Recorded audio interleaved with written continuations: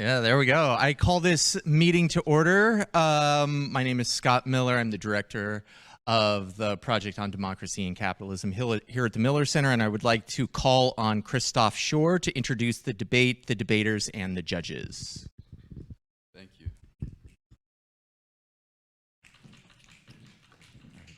Good evening, everybody. Hope y'all are doing well. My name is Christoph Schor. I'm the Special Debates Chair of the Washington Society. And I'd like to welcome everybody to our third Washington and Jefferson Society Debate on Democracy, sponsored by the Miller Center for Public Affairs and the Karsh Institute for Democracy. I'd like to thank both the Miller Center and the Karsh Institute for helping us organize this event, as well as my counterpart at the Jefferson Society, Sam Kaiser. Tonight, we will be debating Resolved, the United States should prioritize trade with democracies. This topic was inspired by the news that in 2023, Mexico overtook China as the leading exporter to the United States for the first time since 2002, inviting us to reanalyze our trade relationships and the purposes they serve. Chairing this debate, we have Scott Miller, director of the Miller Center's Project on Democracy and Capitalism. And as judges, we are lucky to have Dale Copeland, professor of international affairs, Christina Lopez Gotardi-Chow, assistant professor and chair of public programming, and David Liebling, Ambassador Henry J. Taylor, and Mrs. Marion R. Taylor, endowed professor of politics and public policy. Thank you all so much for your time, and thank you for being here. Now, to introduce our debaters, on side government, that is the side that will be arguing in favor of the resolution, we have Marty Dwyer of the Washington Society and Sterling Peterson of the Jefferson Society. Then on side opposition, that is the side arguing against the resolution, we have Alvain Dipinar of the Washington Society and Gio Mazzio of the Jefferson Society. The format of this debate will be as follows. There will be a 6-minute constructive delivered by side government, followed by a 2-minute cross-examination. There will then be a 6-minute constructive delivered by side opposition, also followed by a 2-minute cross-examination. There will then be another constructive delivered by side gov from the second speaker, followed by a 2-minute cross-examination, and then again a 6-minute constructive, followed by a 2-minute cross-examination. Then we will conclude with 4-minute statements, first from side opposition, their crystallization, and then side government, their 4-minute crystallization. The debaters will have 2 minutes of prep time throughout the round to use as they please. All right, let's get started. I'll turn things over back to Scott Miller. Thank you. Okay, I now call on Prime Minister Marty Dwyer to deliver their constructive speech not to exceed 6 minutes. All right. Is this thing on? Fantastic. Before I start, thank you obviously to the Miller Center and to Christoph and Sam for all the work in putting this event together. All right.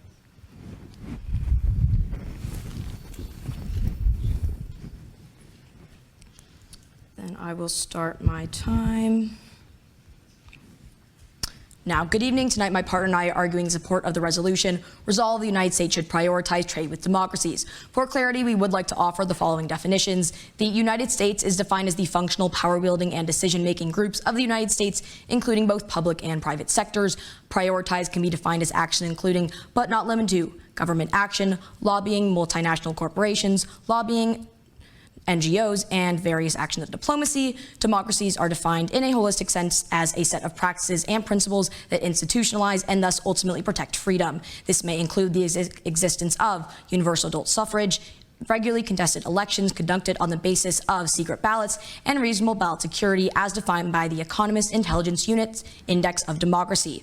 For tonight's resolution, we will be arguing under a utilitarian framework. We are aiming to prove that, on balance, the benefit reaped from the United States prioritizing trade with democracies is greater than either the potential harm that could emerge from doing so or any possible benefits that would emerge from not doing so. We support this framework with the following contentions. Contention 1, the United States shares a responsibility to encourage and develop young democracies across the globe. The United States is, whether we like it or not, a global player and an economic powerhouse. It is both the second largest democracy in the world as well as the longest standing democracy in the world. This puts us in a prime position to encourage developing democracies across the globe. Subpoint A, the United States is morally obligated to prioritize trade with democracies. We fully recognize that the United States does not have a perfect track record when it comes to meddling in the governmental functions of foreign states. However, the most prominent historical examples of the United States interfering in the governments of countries have been through the subversion of electoral systems and military intervention, which is a stark stark departure from the proposed prioritization of trade, which is neither colonialist nor interventionist. All countries have a right to freely choose who they trade with. Ultimately, the pursuit of democracy brings meaningful improvement, and using trade is the most morally righteous way of promoting democracy. It doesn't entail bloody interventions or other governments or covert operations to oust particular leaders. Wielding our soft power for good is an obligation of any moral, legitimate government. Subpoint B, prioritizing U.S. trade with democracies is the most effective way to promote global development and democracy. The United States has, without a doubt, the largest foreign aid and diplomacy infrastructure of any country on the face of the globe, which is a necessity to effectively implement the vision for prioritizing trade. The sheer number of non-governmental organizations and multinational corporations that are tied to the United States far exceed any other country. Out of the 54,000 NGOs recognized by the World Association of Non-Governmental Organizations, 23,000 are based in the United States alone. The ability to pull from a library of NGOs and trade organizations to find the best, most effective industry to grow a young democracy is something rather unique to the United States, thus mandating our involvement.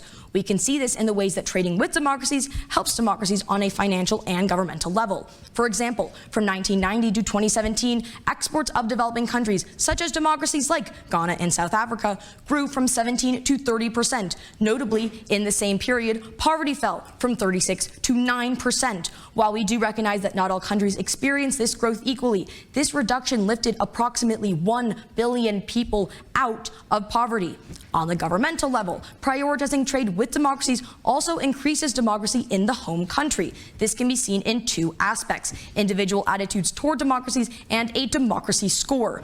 On an individual level, doubling trade increases an individual support for democracy by 0.58 points on a 1 to 4 scale. For context, that creates a difference in attitudes toward democracy similar to that between individuals in Mexico versus Norway or between those in the Philippines versus Italy. On the nationwide level, increasing trade with democracies by 80% raises the democracy score, as determined by the Center for Economic and Political Research, around 4 points on a 20-point scale, ranging from -10 to +10. This is comparable to the gap in perceived democratic effectiveness between Malaysia and Canada in 2010.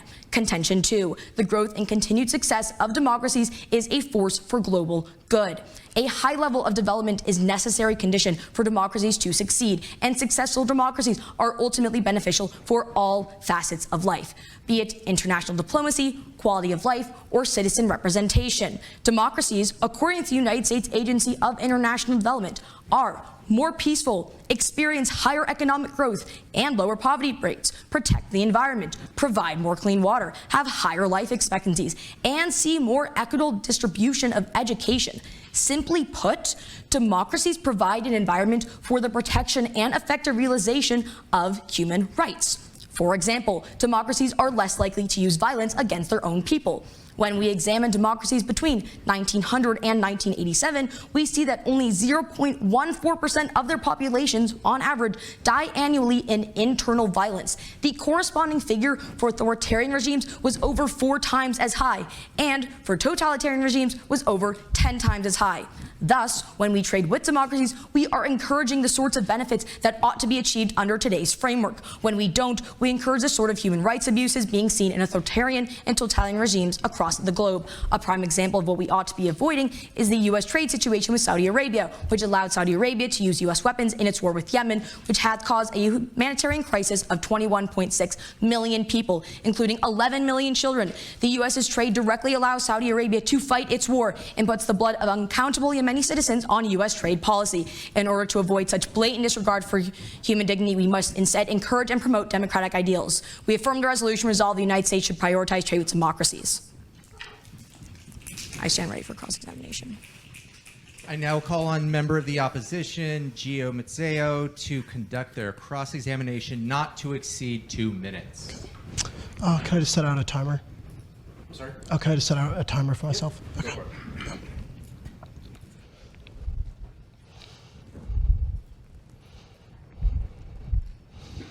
All right. Ready to begin now? Thank you for your speech, Prime Minister. So first, would you say democracy has an instrumental or an intrinsic value here? Is democracy a good in itself, or does democracy merely only promote good outcomes? I would say that democracy is fairly good in of itself. Okay. You mentioned democracy indexes. Is there any sort of bias in democracy indexes that come from U.S. NGOs towards regimes that share U.S. interests?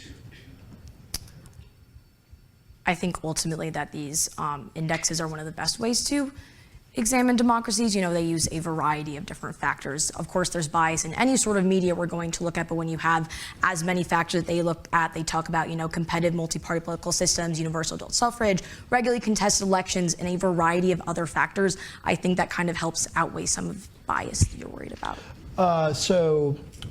In your definition of prioritize, right, I think it's a bit unclear. So how, you know, commanding is the obligation in a priority for your side? I think when we talk about prioritize, we're just saying that we want to make sure we focus on trading with these countries that are ultimately promoting the democratic ideals, that are promoting these, you know, benefits in human rights, and ultimately working to not encourage the human rights violations that we lay out in our second contention. So would it be fair to say that it should, you know, be a commanding consideration whenever possible? I think obviously we always have to consider multiple factors, but we're saying that we want to focus on, you know, promoting good, and we're saying we can promote good through prioritizing democracies. And so you mentioned 1 billion people lifted out of poverty. Was that all in democratic states? No, as we mentioned, we obviously see this across a variety of states, but we do mention 2 specific countries. Okay. All right. So you mentioned, you know, Saudi Arabia and Yemen. Is there a, you know, innate problem in trade with Saudi Arabia, or is it perhaps just the trade of weapons to undemocratic?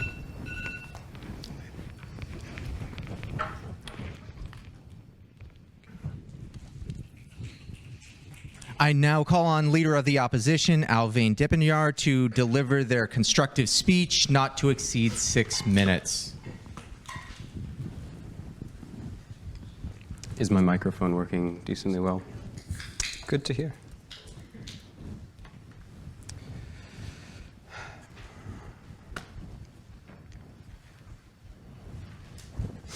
All right, let's start my time now. Tonight, my partner and I will be negating the resolution that the United States should prioritize trade with democracies. We define trade as the import and export of goods, services, and intellectual property between countries. We define democracies as those countries with a system of government in which the population is represented by freely elected individuals, and we suggest that prioritize means to make something the primary consideration when making a decision.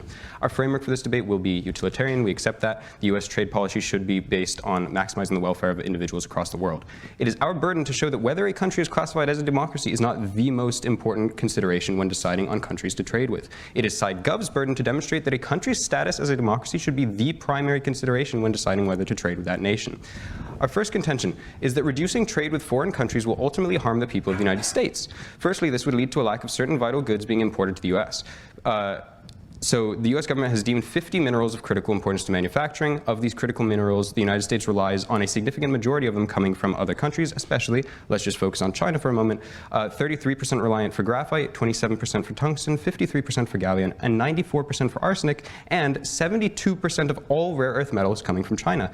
These resources are what we use to make computer chips, mechanical components, glassware, preservatives, light bulbs, batteries. To be clear, every single U.S. consumer has products using these materials, and we rely on China not because that's the only place we can get these materials, but because it's where they have large enough industrial operations so that we can acquire them at a decent price. If we deprioritize trade with China, it will raise the cost of an enormous amount of essential goods for every single person in the United States, and more notably, cause inflation. And we are also strongly reliant on China for manufactured goods. So in fact, let's talk about what happened when we tried to create barriers to our trade with China. According to a 2024 New York Times economy article, starting in 2018 when Trump imposed heavy tariffs on China and a few other countries, several of these countries moved to impose their own tariffs, making American products more expensive and less desirable in foreign markets. These tariffs also harmed American jobs as it hurt our overall ability to compete with other suppliers internationally. This only served to raise prices for American consumers and especially hurt lower-income Americans as they have to spend a greater proportion of their money on goods. That trade war with China hurt the economy in another way.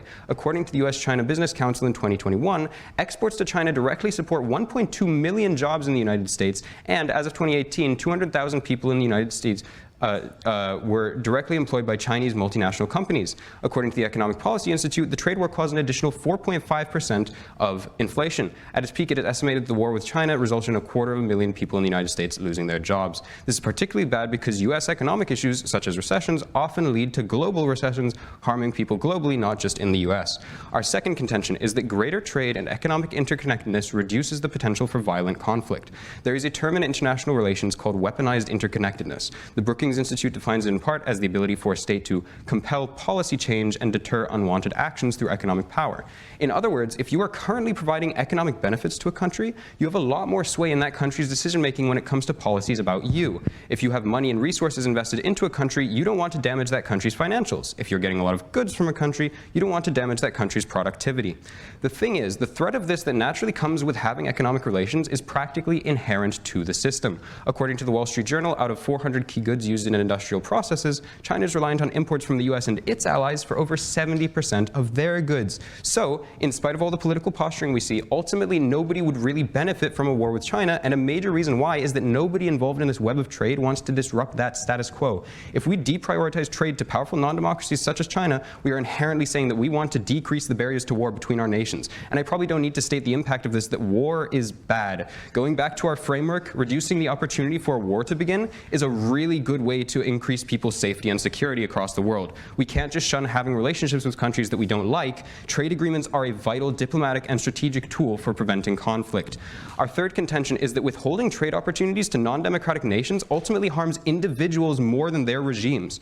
Trade on an international level actively benefits people on an individual level. SideGov is suggesting that in order to uphold an abstract ideal, we should be willing to induce economic and physical hardship on people in other countries. Other than a couple of big exceptions like China and Russia, most non-democratic countries are developing nations in Africa and Asia.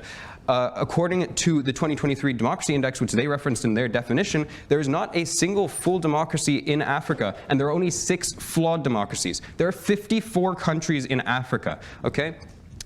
Many of these are the very nations that could be most helped by increased trade and economic development. According to the Office of the U.S. Trade Representative, despite having nearly 1/7 of the world population, sub-Saharan Africa is involved in less than 2% of global trade. Many of these nations have faced difficulty establishing themselves in the global market despite having immense natural resources, and this is in large part because, rather than openly trading with those countries, Western nations have simply exploited and extracted their wealth. To demonstrate this, I will actually show the most exceptional counterexample, right? Botswana, since gaining independence, has been one of the freest and most successful democracies on the continent. And this is because, from the beginning, their leaders were in the unusual position of being able to establish trade deals that actually allowed them to control their mineral wealth. And they were able to funnel that money into social programs and institutions, allowing them to double their literacy rate in 20 years and have the highest per capita GDP growth of any country in the world over 30 years because of their unique ability to have free trade, unlike most of their counterparts on the continent. Having trade relationships with developing countries, even those that are at present ruled by authoritarians, ultimately improves the conditions of people in those countries,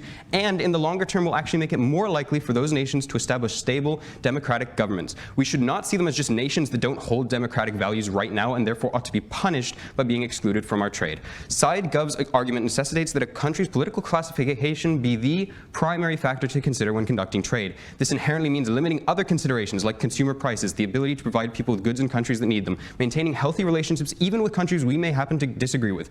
Their position fundamentally discriminates against the well-being of individuals in non-democracies. For this reason, please vote side opposition. Thank you. I now call on Prime Minister Marty Dwyer to conduct their cross-examination not to exceed 2 minutes.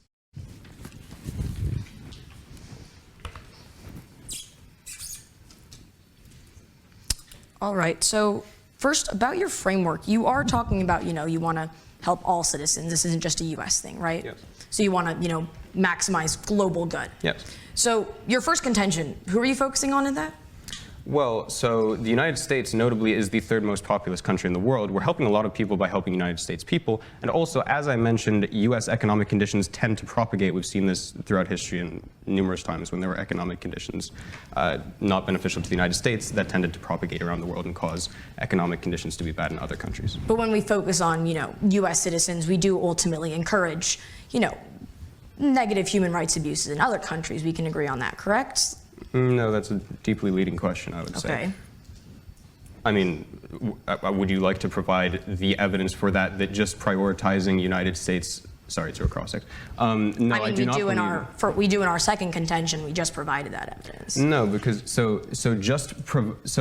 the point of our first contention, to be clear, was just to argue that trade basically helps people in other countries and also the United States. Limiting trade is naturally going to harm people in those nations, as we see in our other contentions, but we're also saying also in the United States. So we're just saying, in addition to all of that, it's also harmful to us. Okay. You talk about democracies, you talk about Botswana. What are you considering a democracy? You mentioned these ideas of flawed democracy. Are those not democracies? You mentioned the democracy index from The Economist in your definition, right? So according to them, they have statements of they have full democracies. But they still have the word democracy in them, right? They still are a democracy. Are we saying only perfect democracies are democracies? No. So to be clear, below flawed democracy exists hybrid regimes and authoritarian regimes. Right. That is what the vast majority of countries in Africa are. As I pointed out, there are only 6 flawed democracies in Africa. There are 0 full democracies in Africa. So there are at most 6 that you can consider viable trade partners according to your side of this argument. Okay. Thank you. I now call on Member of Government Sterling Patterson to deliver their constructive speech, not to exceed 6 minutes. Can everyone hear me okay, including in the back? Okay, awesome.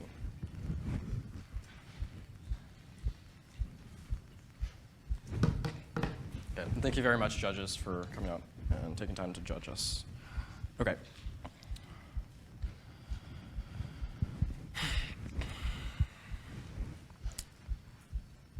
I first want to extend the affirmative's case by arguing that the U.S. is morally obligated to promote democracy. This is the least interventionist way of going about promoting global democracy for the entire globe, and in the same way that a person is morally charged with not giving aid to a violent criminal, the U.S. must prioritize trade with democracies. As a sovereign entity on the world stage, it is entitled to self-determination when it comes to its trade with other countries, and it should be obliged to not aid bloody interventions in other government or corrupt operations to oust particular political leaders. We think that democracy is both instrumentally and consequentially good. Countries that have killed millions of people are inherently not, or oftentimes not, democracies. Totalitarian and authoritarian regimes have been responsible for the overwhelming majority of genocides and mass murders of civilians in the 20th century. We have a litany of examples of this, like Stalin's Soviet Union, Mao's People's Republic of China, Nationalist China, or Imperial Japan. And we would like to draw attention to the United States' trade with Saudi Arabia as a perfect example of how the United States' trade policies actively contribute to atrocities on the globe. We are talking about an order of 21.6 million people in humanitarian crisis, including 11 million children. And we think that the U.S. trade directly allows Saudi Arabia to fight its war and puts the blood of uncountable Yemeni citizens on U.S. trade policy. We think that democracy is also intrinsically good because the only legitimate governments are the ones where citizens can sort of contractually charge enforcement of their natural rights to a government in order to secure their life, liberty, and property. But I want to talk a little bit about the contentions that the negation brought up. The first contention they brought up is that this will sort of harm people in the United States. We think that this is just actually true, or is not actually true. We think that first, our impacts outweigh because not legitimizing global oppressors is a moral imperative from the United States. We think it's not okay to say that the U.S. should keep selling missiles to Saudi Arabia because it helps Northrop Grumman stock prices. It's really important to prioritize the sort of like moral considerations when it comes to trade before we talk about instrumental economic gains. But second, we think that this is actually not going to be a bad impact when it comes to the domestic economy or the lives of people inside the United States. We think that there's closer trade partners. Think like the United States with Canada or Mexico was going to supplant any losses from other countries. You should remember in the introduction to this entire debate how they talked about how Mexico is already becoming the largest trade partner with the United States. We think it's not necessarily necessary for other non-democracies. It's not going to be a problem if we prioritize trade with democracies because these countries are going to be effectively able to supplant that, supplant the trade partnerships we've had with other countries such as China.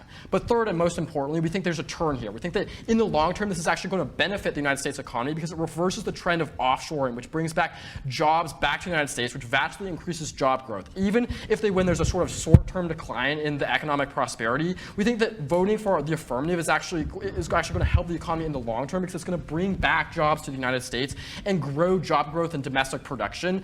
They make this argument about like rare earth minerals and stuff. We think that there's alternative sources that are going to be effectively solve this. We think that like the infrastructure that they're talking about, like China, is not the only source, and that actually the United States prioritizing trade with democracies is actually going to develop the requisite infrastructure to mine these rare earth minerals in other places, including like ocean bed mining, which is increasing in the status quo.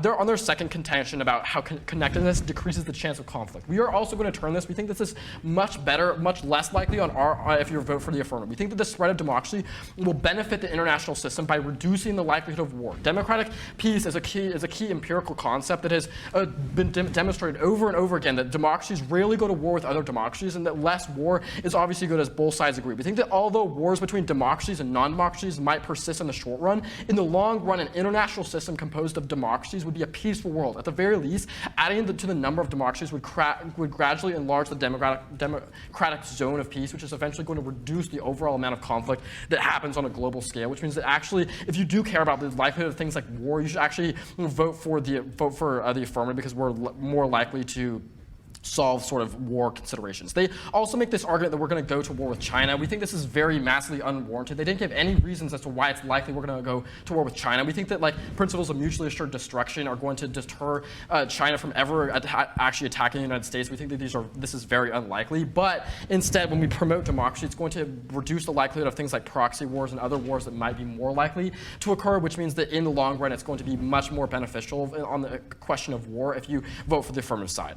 On their contention 3, which is that it harms individuals more than regimes, we are also going to turn this and say that it's more likely that individuals will be harmed on their side. The reason is because more development by spreading democracy the United States will have successfully incentivized these emerging nations as healthy democracies. I don't think our fundamental thesis here, where they're missing, is that we think that countries' behaviors change over time. They have this very static picture of whether or not countries are democracies in the status quo. Our thesis is that countries over time are eventually going to be more likely to develop democracies because they're going to want to trade with the US. That means that when they talk about their figures of how many countries are democracies in Africa, we think in the future those countries are become democracies if the United States prioritizes trade with democracies, because those leaders are going to recognize that it's important to become democratic in the future. And we've read a litany of evidence from our first speech about why democracies are much, much more effective in terms of protecting their citizens' individual rights and liberties, as well as reducing the likelihood of things like famines and wars and other things like this, which means that improvements in the lives of individuals in other countries are going to be much, much more likely in a situation in which the United States prioritizes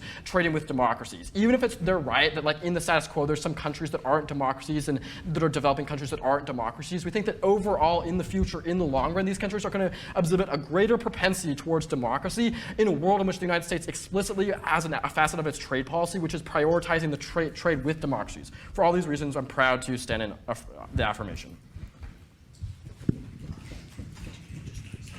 I now call on Leader of Opposition, Alvin Dipinar, to conduct their cross-examination not to exceed 2 minutes. Okay, we're good. Yeah.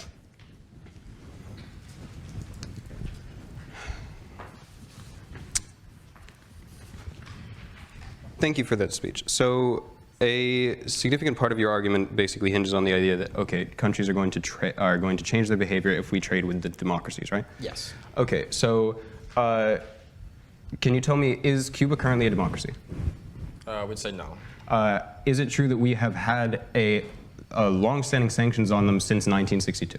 Yeah, we think that that's maybe one. Like, if you're gonna make, it's maybe one. It's one, I guess, like outlier example of a country that perhaps has not exhibited democracy in the short term. We think that even with Cuba, like we're starting to lessen, or increase economic relations with them in the status quo. We think that as Cuba ages further, that they're going to more recognize that like the economic advantages of trading with the U.S. is going to incentivize Cuba as well as other. Well, it's been 60 years, right? In the long term, too. It's an awful long time. Yeah, sure. But okay, so you pointed out we have been sort of somewhat increasing some economic relations with them, right? Mm-hmm. And broadly, has their sort of economic development and well-being of individuals increased in that time? Yeah. I mean, I think So- that the more democratic a country, or like main argument is that the more democratic a country is, the less likely of sort of like any famines or any of these sort of things that most impact individuals are likely to happen. That's great, and we also like democracies, to be clear. We're equal on that. But so what we would like to point out is you pointed out that increasing trade to a nation is a great way to develop that nation, right? We think that if it comes with the requisite sort of, conditions that the country is going to develop in a way that's actually healthy. We think that particularly when it comes to Africa, like these countries and their systems of government are like highly malleable to the countries that they trade with the most, which Right, that's a great point. So is it not true that by trading with those non-democracies, we can promote democratic values to those nations? If there's the stick attached to that. If you just trade with no stick, it's not going to have incentive for them to develop democracies. I now call on member of opposition, Gio Mazzeo, to deliver their constructive speech not to exceed 6 minutes. I don't need 2 minutes, dude. Yeah, can we just take 1 minute? Yeah, 1 minute, yeah. 1 minute.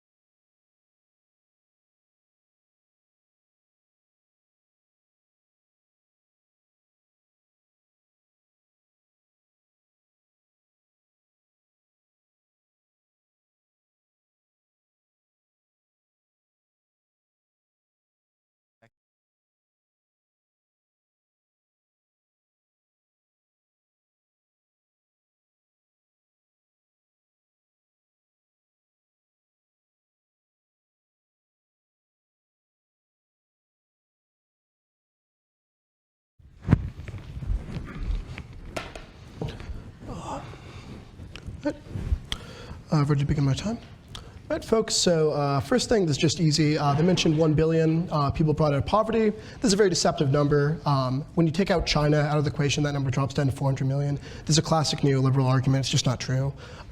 Democracy index point. So Andrew Little has shown that democracy indexes are biased towards countries that support U.S. interests. For example, Freedom House ruled that the 1982 El Salvador elections was fair and admirable, which is, again, sort of a ridiculous claim. So let's talk utilitarianism. So my opponents, all their talk of moral imperatives, this just doesn't hold water in a utilitarian framework. We're focusing, on one thing, and that is maximizing good. Specifically, that good is general happiness, general welfare. So we can sort of ignore all this stuff about a moral imperative to not, assist corrupt countries or a right of self-determination. That's just not what we're focused on here in utilitarianism. So Saudi Arabia. We don't want the U.S. to continue trading weapons with Saudi Arabia. We think the famine in Yemen and the war is a complete disaster.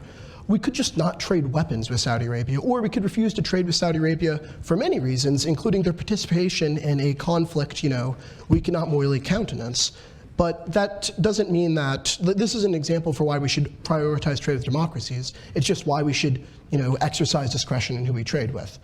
Same could be said for trading with Russia or China.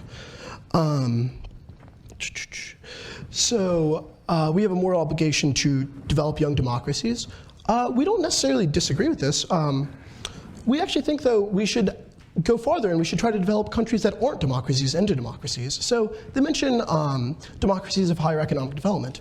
This is true, but economic development is actually a major cause of democratization. If we trade with undemocratic nations, they're more likely to democratize. This has been demonstrated empirically in Latin America, for example. So to go on to democratic peace theory, right? To say this has been empirically proved is a bit of an overstatement, right? There's a lot of debate on this. Actually, some research shows that young democracies are even more likely to go to war than autocracies. And another point to bring up is democracies generally, just because of how historical development has happened, have certain aligned interests, right? Democratic countries are in certain places and have certain economic interests. And so the fact they don't go to war doesn't necessarily say anything about democracy. It just says something about how things shook out in the type of countries that are now democracies, right? And to go back to actually historical development and the democratic peace theory point, right?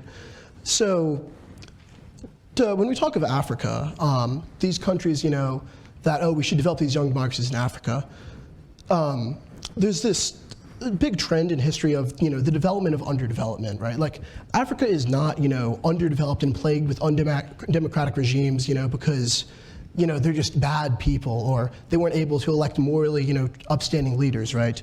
This was the work of imperialist powers for decades. And it seems an affront to basic fairness to say, we're going to screw you over for our right to extract resources from you and then refuse to trade with you, right? And this is explicit US government policy. National Security Memorandum 200, authorized by Henry Kissinger, and the second point explicitly states that the continued underdevelopment of nations where raw resources are extracted from is in the US's national interests, and we will pursue that. And that was US foreign policy for decades. So to go back to talk about encouraging human rights abuses, right? It is true that democracies generally have higher labor standards. However, there are many democracies like Bangladesh that have awful labor standards, right? This is only a correlation. This isn't causation. And we can't really avoid the problem by, only trading with Canada or Mexico or countries like that, right? Because you still need to get those raw resources from somewhere. This ocean bed plan they mention, we just haven't seen significant development on this at all, right? Raw resources need to come from somewhere. We can sort of try to wash our hands with it and appear to be more morally upstanding by not trading with these countries. Our trading partners are still going to trade with them. We're still going to get those resources somehow, right? The demand for these resources doesn't diminish. We're just sort of offloading sort of our moral burden so we can feel better about ourselves, even though that same sort of abuse and labor is still happening. And right, again, this is also sort of what the global economy depends on, right? Like, this continued exploitation of the third world is sort of necessary for our current global economy. So without major changes far greater than US trade policy, this isn't going away. Okay, so we talked about including US multinationals in this plan to prioritize trade, right? These companies are also the ones responsible for helping to prop up anti-democratic regimes. I mean, you can look at I believe it's Niger, where U.S. oil multinationals helped, cause a change in government because of a threat of regulations, and also after the Niger Delta got completely destroyed.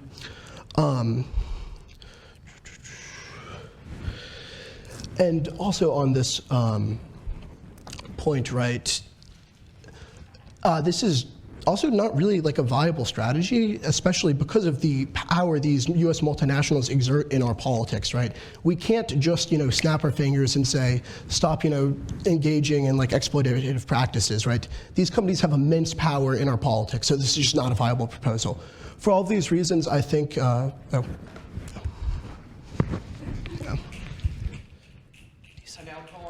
Government Sterling Peterson to conduct their cross-examination not to exceed 2 minutes. Okay, cool.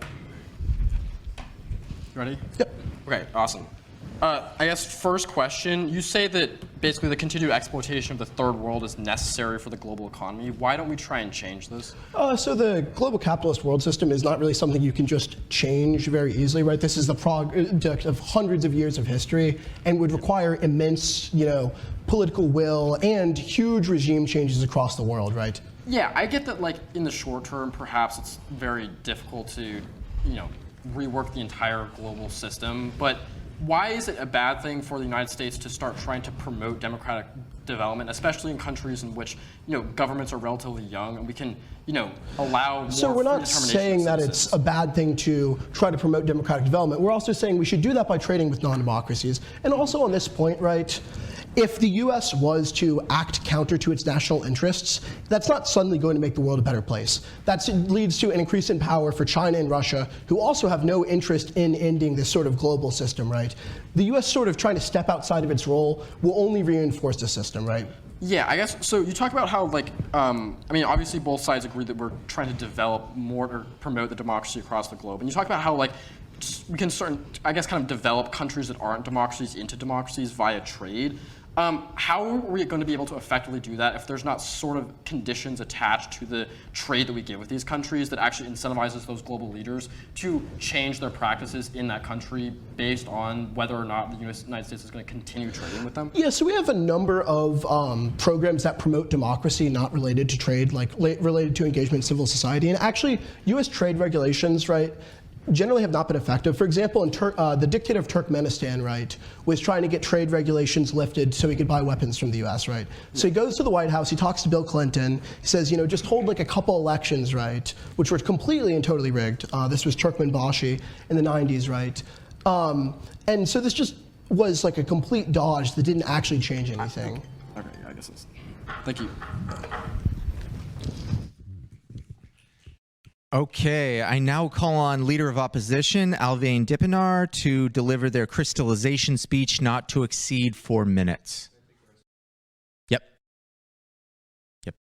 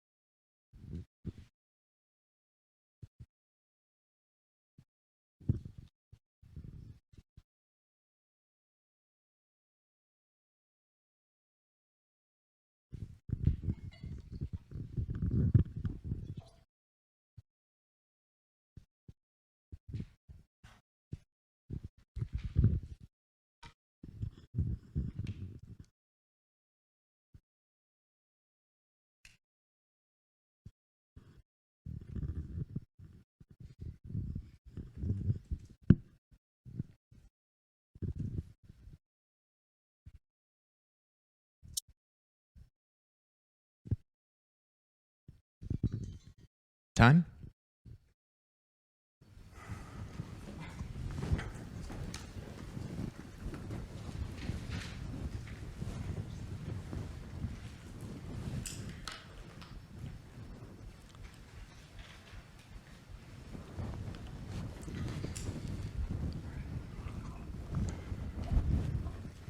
Let's start my time now. All right. So firstly, let's just quickly review our contentions. That our side is better promoting the interests of people in the United States, and as we sort of tied to in one of our subpoints, that also helps the global economy and therefore the economic well-being of people in other countries. Our second contention was on the potential for conflict brought upon by reducing barriers to trade. I think it's interesting that they actually pointed out on SideGov that democratic countries do have less war with each other. That's a great point. So it seems to me fairly clear that where there is the most potential for war, therefore, is where you have non-democracies or a non-democracy and a democracy, right? So in other words, we should be increasing the barriers there where we need additional safeguards against war. And as I talked about, trade and having a trade network that's robust and creates a mutual relationship with countries is distinctly beneficial for that. Our third contention then was that by reducing trade with non-democracies, you are ultimately not harming the regimes or promoting democracy in those countries so much as you are simply harming people in those countries. To that point, I would like to point out that in this sense, we have the much stronger case for working with a utilitarian framework, right? A lot of their arguments promoted the idea of, well, democracy is a good thing, therefore it is an obligation to promote democracy.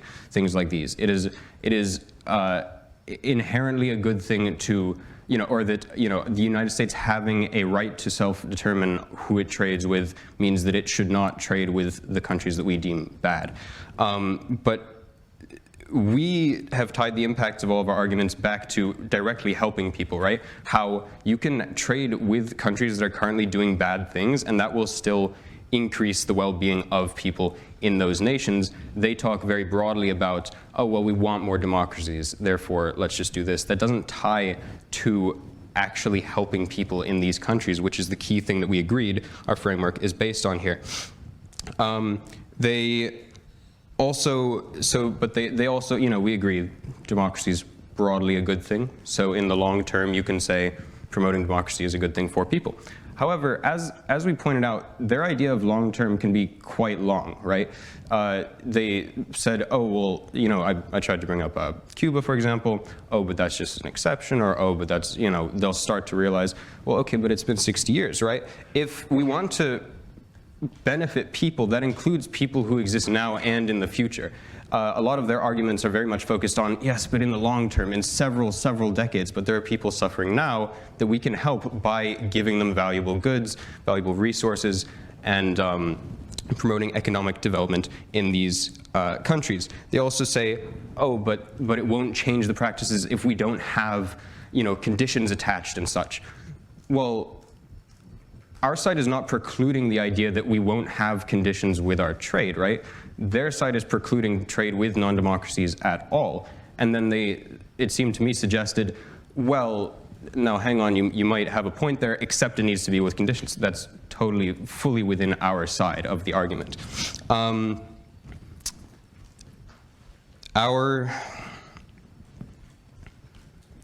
Yes, we can, our side, again, it is not our burden to suggest that we should always be trading with non-democracies. It should not be our burden to suggest that all trade with non-democracies should be happening all the time and without conditions and any of this.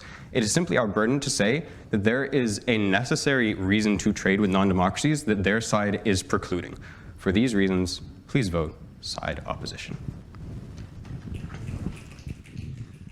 I now call on Prime Minister Marty Dwyer to deliver their crystallization speech, not to exceed 4 minutes. I'm just going to take the remainder of prep. Can we take the remainder of our prep time? Yep. Thank you.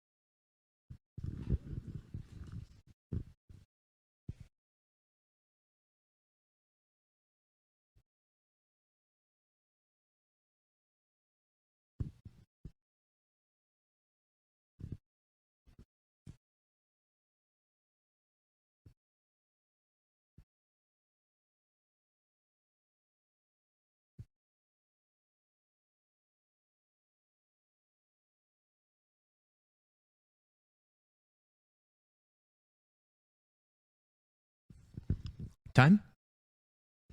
Prime Minister?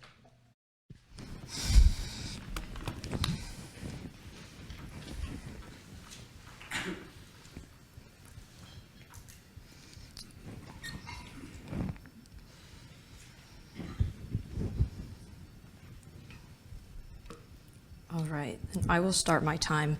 Now, first, I'm going to negate a few of their points before extending and affirming some of our own. So in their first contention, we talk about whether or not, we prioritize U.S. citizens or not. Ultimately, under our framework, we have agreed that we would like to maximize good. Maximizing good does not look like just prioritizing the benefits of U.S. citizens. Yes, the United States is one of the largest democracies in the world, but if we were to always focus on ourselves, we ultimately harm others. We do address this a bit in our second contention. If we were to run with their contention and say that, yes, the United States makes up a large population of the world, we want to help U.S. citizens, as my partner discusses, prioritizing trade with democracies in the long term does truly benefit the United States economy. It reverses the trend of offshoring, which brings lots of jobs back to the United States, which vastly increases job growth. This is good. Even if there is a short-term decline, voting side gov increases the economy in the long term, contributing to job growth and domestic production.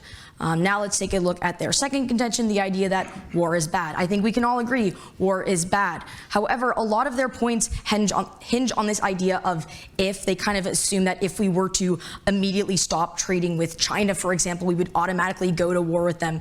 But we've shown that non-democratic countries do actually perpetuate larger rates of violence. So while they have an if, we have an actually, this does happen. When we examine democracies, as we said earlier, between 1900 and 1987, we see that they have lower rates of internal violence, while authoritarian regimes and totalitarian regimes have significantly higher rates of internal violence. If we are worried about war as a whole, we've discussed the idea that democracies don't go to war with each other. And sure, we can trade with authoritarian and totalitarian regimes and have safeguards against war by trading with these countries, or we can focus on spreading democracy in order to further this shared idea of democratic peace. It doesn't matter why these democracies don't go to war with each other. They don't. They just don't, which is fantastic as it helps avoid war, which we have all agreed is bad. We've shown in our evidence that democracy spreads democracy, both on an individual and on a nationwide level. So if we truly want to ensure that we don't ultimately go to war, it's not necessarily saying, oh, let's just keep trading with these countries that may or may not go to war against us, but instead help spread democracy in order to share this democratic peace. Finally, they talk about how if we prioritize trade with democracies instead of other countries, this will harm individuals more than regimes. We've shown in our contention that the spread of democracy, which is possible with the evidence that we presented, ultimately improves the general human condition. They talk about how there are people hurting now who we can help. There are also people who we hurt when we trade with non-democracies and encourage the authoritarian and totalitarian regimes that we have discussed. Now, in our own contention, contention one, the United States shares responsibility. We talk about how the United States is morally obligated to prioritize trade with democracies. Doing so increases the prosperity of citizens across the globe. We've shown an extensive citing of evidence that democracies are better for individual citizens, less likely to allow famines, less likely to kill their constituents, and less likely to pursue war with other countries. So it's unequivocally true that promoting democracy will lead to a better quality of life for people around the globe. We talk about how prioritizing trade with democracy is the most effective way to promote global development and democracy. We've given, again, laundry list of empirical evidence. Most effective way to promote democracy is conditioning U.S. trade and democratic development. Our second contention, the growth and continued success of democracies, is a force for global good, and both sides agree that the promotion of democracy across the globe leads to a better quality of life for all citizens. The best way to do this is by voting in the affirmation, because we incentivize developing countries to build democratic institutions. To reiterate, we affirm the resolution for the following contentions. The United States shares a responsibility to encourage and develop young democracies across the globe. The growth and continued success of democracies is a force for global good. Thus, in order to encourage positive growth and development that leads to beneficial democracies in the most effective way possible, vote side gov.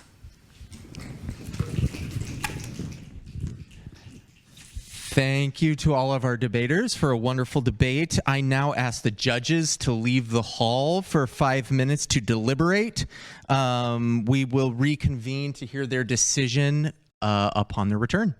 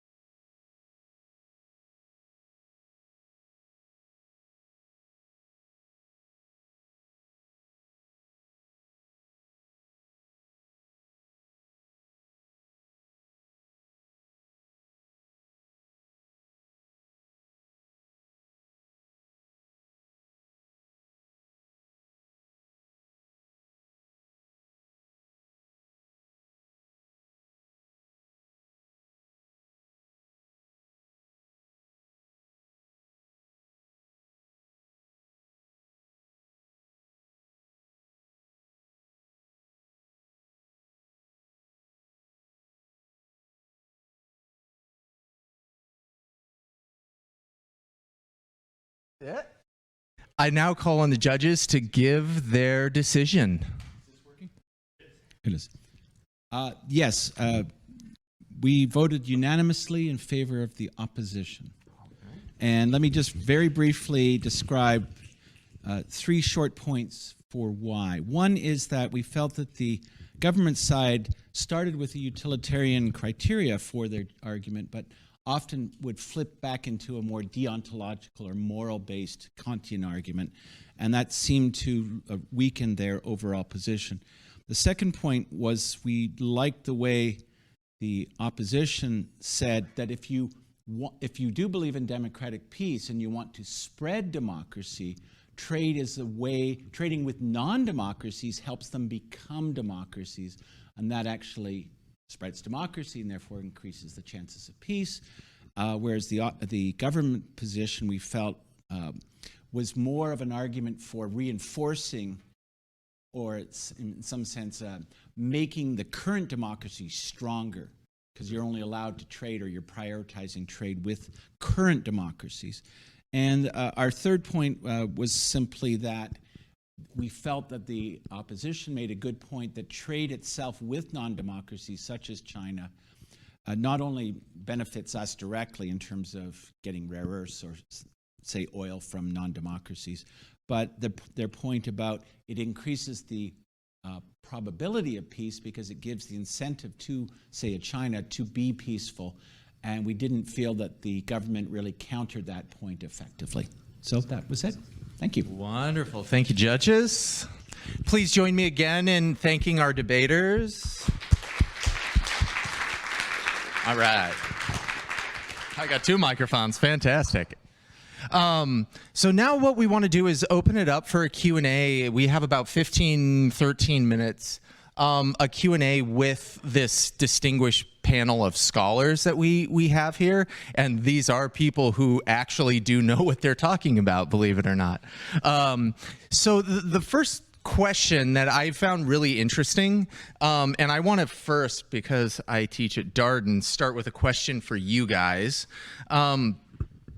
What is actually the job of U.S. trade policy, the people who set U.S. trade policy? What is their, or what should their priority be? And I will cold call on somebody, I swear.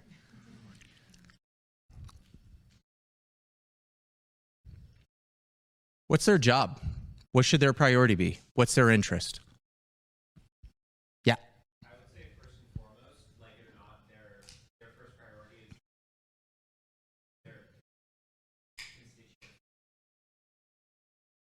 constituents. Okay, why? That's who they represent. It's not their job to represent the rest. Maybe morally, yes. That's not what they were elected. Interesting. So, oh yeah. I would say, first of all, the people who set U.S. trade policy are usually not elected officials.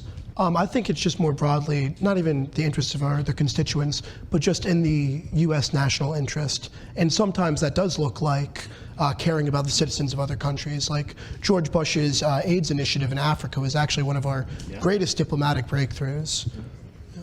I'd like to ask our judges here, as people who know about this very specifically, how should we think about U.S. national interest when we're talking about trade? If we are correct here, how should we think about U.S. national interest in this? Well, to me, you have to distinguish what ultimate ends you are actually pursuing. One could be a narrow one, more of a realist one of national security, and that was broached with the idea of keeping the peace through trade. But then you can talk about prosperity for its own sake and increasing per capita GDP in the U.S. and trade with democracies and non-democracies can obviously do that. But the third one, and it's very important for China, but also I think for the U.S., we're seeing that right now, is using trade to increase social cohesion, or actually hurting social cohesion through trade policies that may look unfair and then cause divisions within societies. So those are the 3 bigger objectives, and we can prioritize within that, but one has to distinguish between the ultimate ends of policy.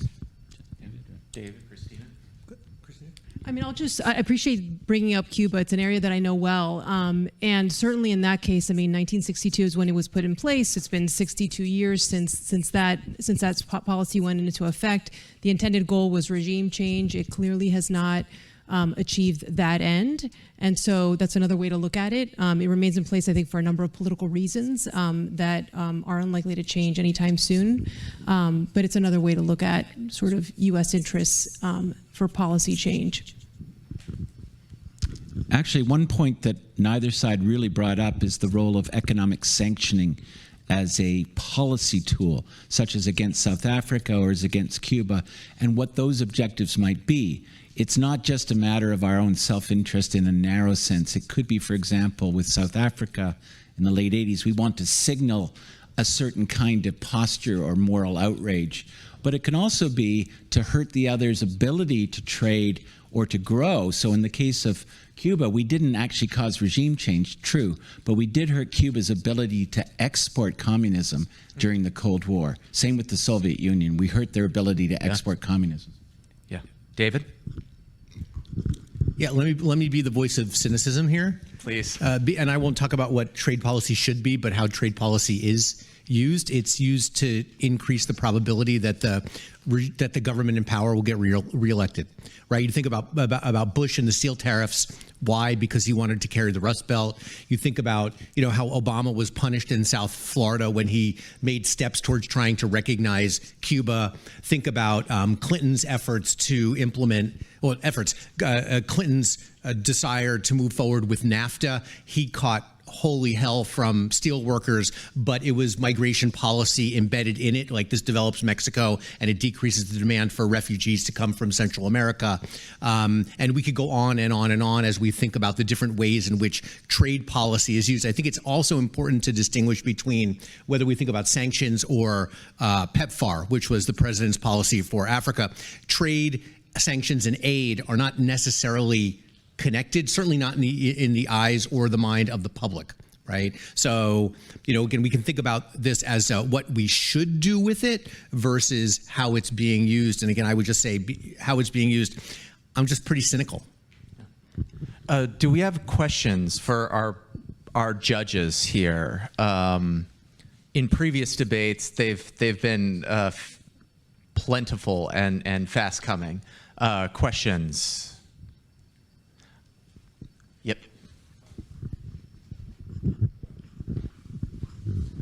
I think one interesting thing that came up over the course of the debate is the effectiveness of using democratic indexes and whatnot as a way to measure the level of how democratic something is. And obviously the opposition gave points against that and against the usage of that, citing the 1982 El Salvador election and how Freedom House looks at that. But from how is that being looked at in academia right now?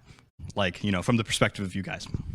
I think the DemCap program is building an index, right? Is this free, set up for a free political commercial advertisement? A quick answer here is that there is a proliferation of different indices, and different people have different preferences in terms of what they use. Freedom House, Polity, there's this huge project coming out of Sweden, VDem, and part of it is, do they measure institutional democracy? Do they look at whether a country has free elections, freedom of the press, freedom of association, which are institutional, or do they look at different sorts of things which are more behavioral? Do people actually go and vote? Do you have choices in political parties that you can vote for? Is there, and this is Adam Jaworski says, is really only three things you have to look for. Are there regular elections? Is there competition for elections? And does a party lose? Right? Because if you have the same party winning over and over and over again, you can have two parties running, but you're not a democracy, right? So again, there's different kinds. Really, it's governed by the kind of question that you're asking. And I would also say in that respect, when you start doing these types of things, like in the 80s, they're going to be relatively rudimentary, right? And so it doesn't surprise me that there are errors made, and there are always going to be errors that are going to be made. But if you look at ones that are developed today, VDem being one example, you go under the hood of that thing, that is math for days and days and days and robustness checks and all that kind of a thing. So is it going to be perfect? No. Is it going to be pretty darn good? All I would say is put an eye test to it. You know, does it line up with what we seem to understand about what democracies do, how they operate, and what their outcomes are? The good ones tend to come out pretty good. There are some bad ones out there, though. I'll be perfectly honest. Dale?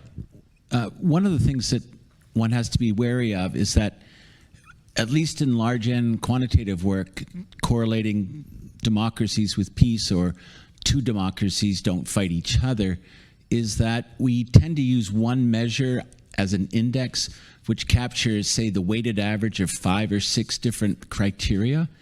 And therefore, one has to ask, well, what kind of weighting are you putting on those criteria and which ones matter?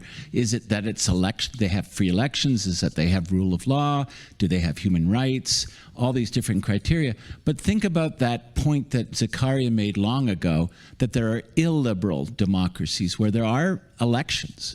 And indeed, there are parties. But once that party gets into power, it tends to be illiberal in terms of its treatment of certain classes or ethnic groups, I won't go any further, but you can think of Hungary, you can think of a number of states that move in the wrong direction overall because of elections. But the final point to make, and I think it's important, is to think of the trends in the level of democracy.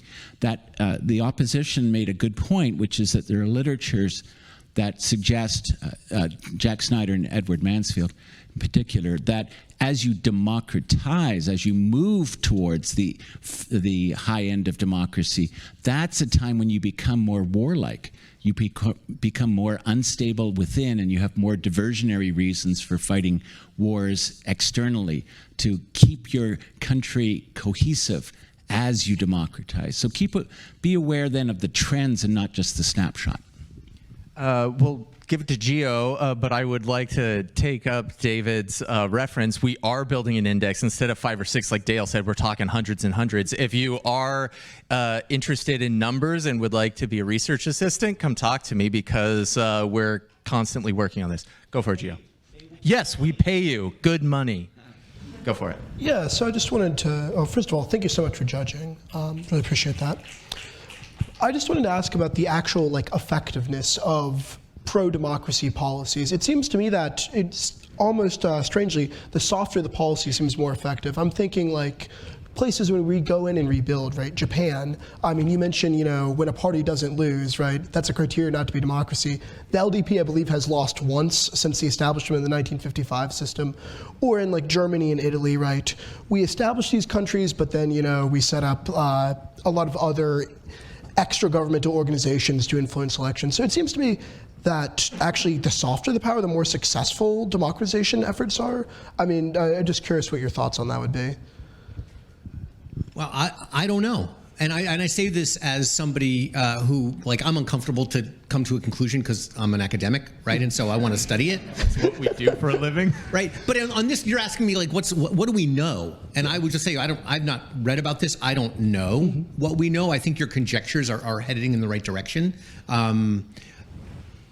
But I would throw this open to anybody else in the room. I mean, I think, there's always this distinction between soft power and hard power. There's distinctions between, economic power even, which might be somewhere in between, and whether that actually helps to move the needle in terms of democratization. And that's a fair question. I would say, if we don't get an answer in this room, our colleague Annie Meng works on democracies and autocracies, and she teaches a class on it, and she's also a Miller Center fellow. Yeah. She'd be a good person to engage in this conversation. So I'm not trying to pass the buck, but I will totally pass the buck. I'll catch the buck for a second here. Only to say that, yes, this is a big question, but we have to distinguish exactly what we mean by promoting democracy and to whom. It's one thing to, for example, occupy Germany and Japan and just say, this is the way we want you to go. That's in some ways the easy way because they lost a war and we have control. The other way, of course, is to try to undermine a particular state, let's say a communist or at least a socialist Nicaragua, in the 80s, or, for example, some Middle Eastern states, or even what George Bush did in 2003, where he felt by going into Iraq he would democratize the Middle East. Well, you can see that there are huge downsides to trying to do that policy. But then again, ask the question, to whom are you trying to, quote, democratize? It has been a terrible policy, in my view, to try to democratize or liberalize, through Voice of America and other strategies, China. Because the Chinese see that as a direct threat to their system, and it increases mistrust and increases their willingness to lash out and say, you are trying to create another Tiananmen Square, 1989, where clearly the U.S. was very supportive of the democracy movement in Tiananmen Square. And of course, we, in the 1990s, deliberately forced in a way China to accept free broadcasts of Voice of America as a price for them to continue to trade with us.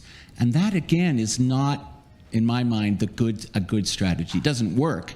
China went the opposite way and it became a totalitarian surveillance state. And they did so precisely because they feared our attempts to democratize them. I think we have time for like one, maybe two questions. We'll go here and then here. Go for it. I mean, we talked about sort of moral frameworks. Sorry. There you go. I was just going to project very loudly. So we heard talk about like moral frameworks. For example, we've heard utilitarianism, and we had a little bit of Kant as well. I was just wondering, in the sort of how in academia, what you find the sort of underlying moral frameworks that you use to be. I don't know, I mean, there's obviously been a resurgence of things like value ethics and stuff like that, and I'm just curious, first of all, what your own personal convictions are when it comes to things like trade and, you know, democracy and stuff like that, but also whether you find that there's a particular push in academia to, for example, use like a utilitarian framework to like evidence your papers. I can speak to that, partly because, little known secret, when I was in Canada at the University of Toronto, my major, or at least my major for a year, was philosophy, and I had a great moral philosophy teacher. So, so let me just say that, in fact, the better term is not utilitarianism, it's consequentialism. Utilitarianism tends to imply material benefits or prosperity, the utility, the satisfaction you get from consumption. Whereas consequentialism is a much broader framework that's very compatible with realism as a general theory. And there are many different types of consequentialism. Machiavelli had a very different one from, say, Hans Morgenthau. But the general perspective there is that realist perspective, is that when you adopt consequentialism, you avoid morally ontological logics that say this is what we should do because it's right.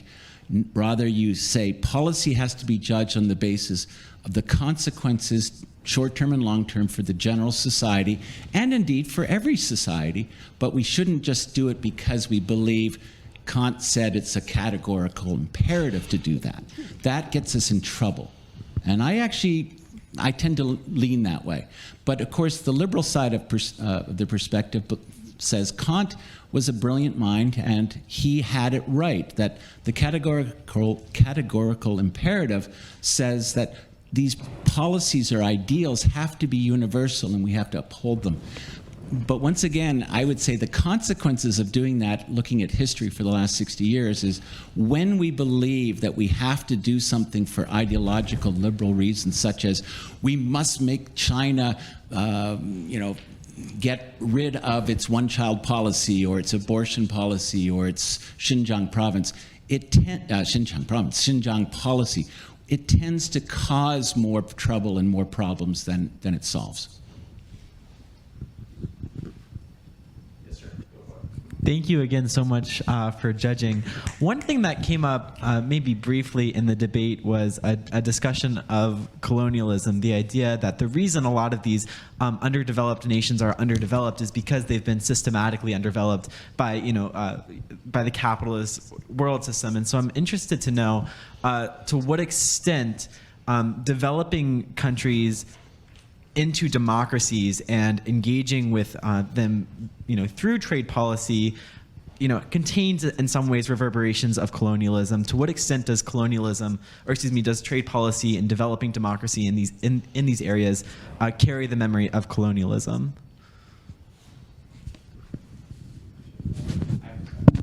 Go ahead.